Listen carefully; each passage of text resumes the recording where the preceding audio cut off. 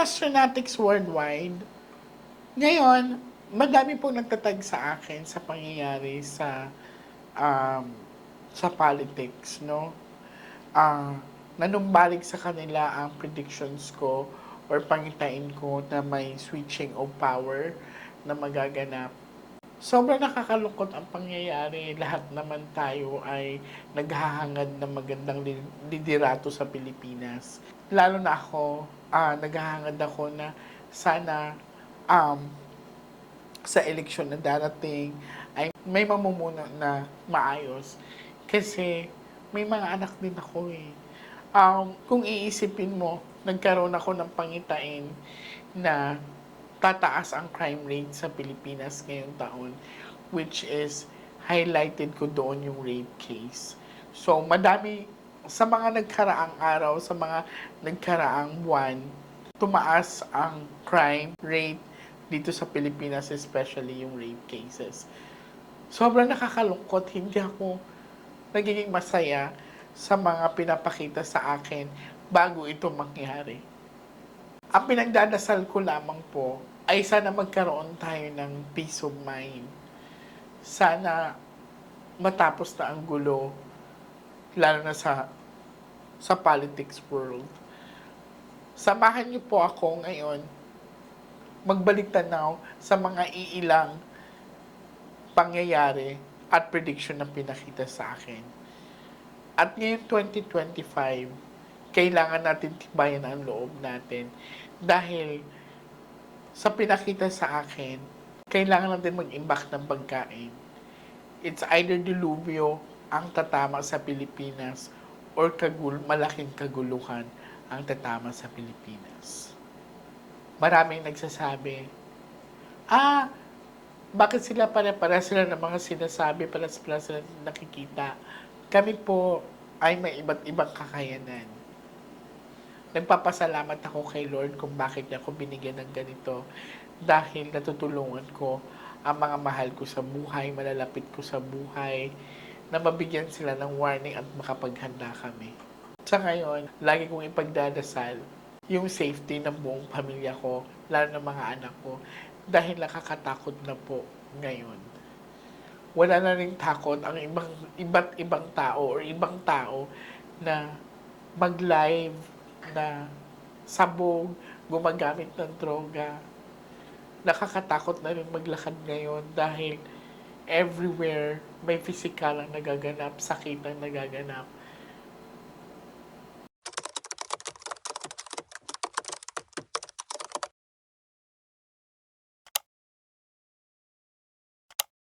Ano ba ang year 2025 ngayon? Ito ba ay mabangis? Ito ba ay maamo?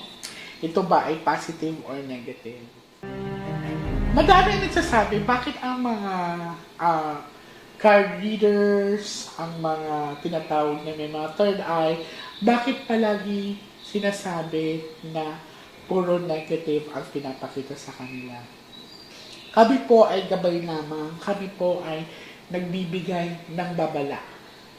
Lahat naman po tayo ay binigyan ng Diyos na kakayahan. Kaya lang, may mga taong kagaya ko na masyadong bukas at tinatawag na sixth sense. So sa akin, nagkakaroon ako ng mga panaginip na bago mangyari ay pinapakita mo na sa akin yun ang tinatawag na precognition dreams. So isa nga po sa mga pinapakita sa akin ang kaguluhan na magaganap o tinatawag na pagsasalpukan ng malalaking bansa. So dito po papasok na kailangan nating ipaghanda ang ating sarili sa pagkain.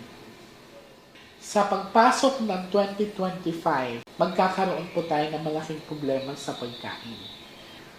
Magkakaroon ng rice shortage, water shortage, yan. So isa po yan sa magiging malaking problema sa atin ngayong darating na taon.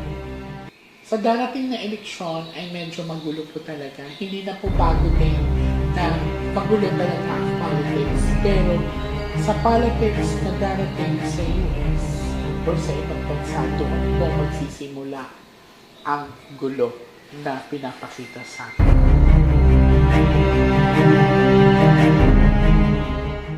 Lalakas dito sa Pilipinas ang tinatawag na gambling.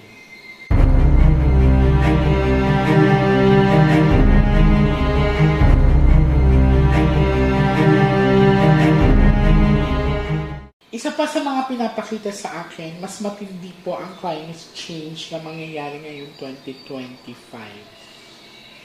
Paiba-iba ang panahon, mas malakas ang bagyong papasok sa darating na 2025. The force of the storm surge, and that's the onslaught of water caused by the low pressure and the extremely high winds just sweeping.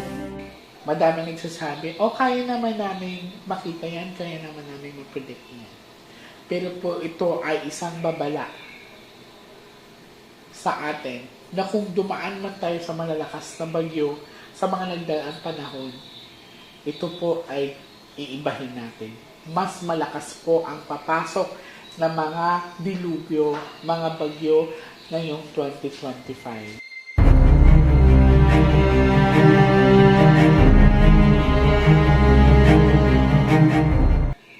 Hindi pa rin matatapos ang drug on war or mas matataas ang tinatawag na crime rate ngayong 2025. Ang kinakatakutan ko kasi tataas yung crime rate, malakas din ang tinatawag na percentage ng rape cases dito sa bansa.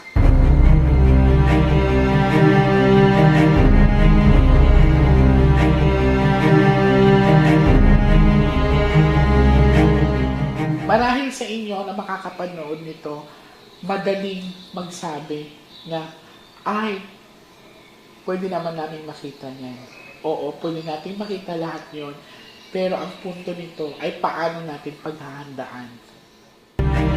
So sa 2025, sa nakikita ko sa politics, local politics, wherein dito sa Pilipinas, may isang babae talaga na aangat, which is mangyayari ngayong 2025 na. Lagi po natin pagtatandaan, mga Nostronatics worldwide, mga abangers, hindi po kami nandito para magbigay ng takot, kundi ito po ay nagbibigay kami ng babala para makapaghanda po tayo sa pang-araw-araw natin na buhay. Ang lagi po nating sandata, huwag natin kalimutan ang pagdadasal at pasasalamat sa Panginoon. Mag-ingat po tayong lahat, mga Nostronatics worldwide, mga abangers at bago kong subscribers. Merry Christmas sa inyo and Happy New Year!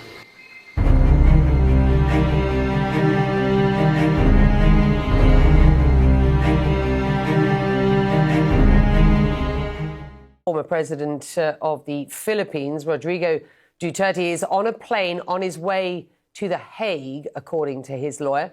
Duterte was taken into custody by police in Manila earlier today, acting on an arrest warrant issued by the International Criminal Court. Now, former President Rodrigo Duterte cries out illegal detention at Villamor Air Base after he was served an arrest warrant from the International Criminal Court.